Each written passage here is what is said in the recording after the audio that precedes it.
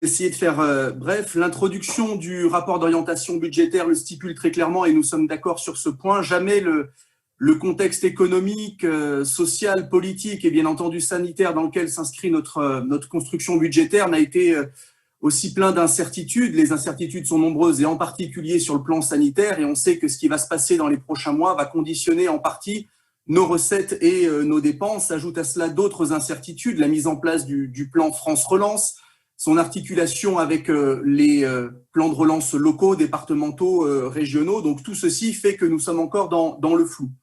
Les premières pages du rapport sont une critique au vitriol de l'action du gouvernement. Cela ne nous a pas surpris. Donc sur la suppression de la taxe d'habitation, et même si nous partageons la philosophie de lutter contre la perte d'autonomie fiscale des collectivités, force est de constater que facialement le produit fiscal augmente de 9 millions d'euros en 2021. Vous critiquez également les contrats de sécurité intégrés dont il nous faudra sans doute parler prochainement.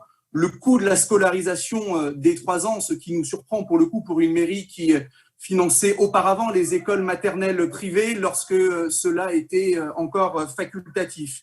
Et puis bien sûr, vous reparlez de la baisse de la DGF, même si celle-ci ne baisse plus depuis 3 ans et que celle-ci augmente finalement de 1,27% en 2021. Donc vous qualifiez pour toutes ces raisons la présentation du rapport d'orientation budgétaire de 13e travail d'Hercule, une expression finalement toute empreinte de modestie. Alors autant nous sommes d'accord sur un certain nombre d'incertitudes, autant nous avons un certain nombre de doutes sur les orientations que vous présentez, en particulier sur la question des investissements, puisque là le rapport fait état de propos qui nous semblent contradictoires. Il est dit que des reports de crédits non dépensés en 2020 en raison de la crise, finalement, viendront abonder et augmenter les prévisions en 2021. C'est tout à fait logique, mais la page 15 rappelle également que l'enveloppe des investissements devrait être inférieure à celle du BP 2020.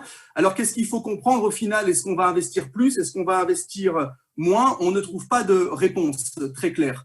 C'est pareil au niveau du PPI, celui-ci n'est pas complet, il ne présente aucun phasage des grands investissements prévus, ni même certains projets majeurs annoncés lors de votre campagne qui ne figurent pas à ce stade dans le PPI. Je pense en particulier aux 40 millions d'euros d'investissement dans les écoles ou au plan cancer qui est en cours de finalisation. Alors on ne doute pas que ces projets naturellement verront le jour, mais on peut se poser la question, à quoi bon présenter un PPI dans lequel finalement ne figurent pas les principaux investissements prévus? Alors on comprend qu'il y a du retard à l'allumage, que vous n'êtes pas prêt sur tout, ce qui explique sans doute aussi qu'on ne trouve aucune trace de votre plan de mandat, un document qui est pourtant indispensable en début d'une mandature pour voir la déclinaison opérationnelle des promesses de campagne et qui fait l'objet d'une question orale en fin de conseil.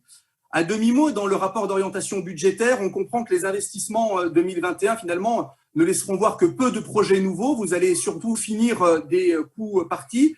Ce qui est étrange finalement, puisque en 2021, la plupart des collectivités, dans une optique de relance économique par la commande publique, tentent de gonfler significativement les investissements. Ce sera a priori pas le cas à Saint-Étienne.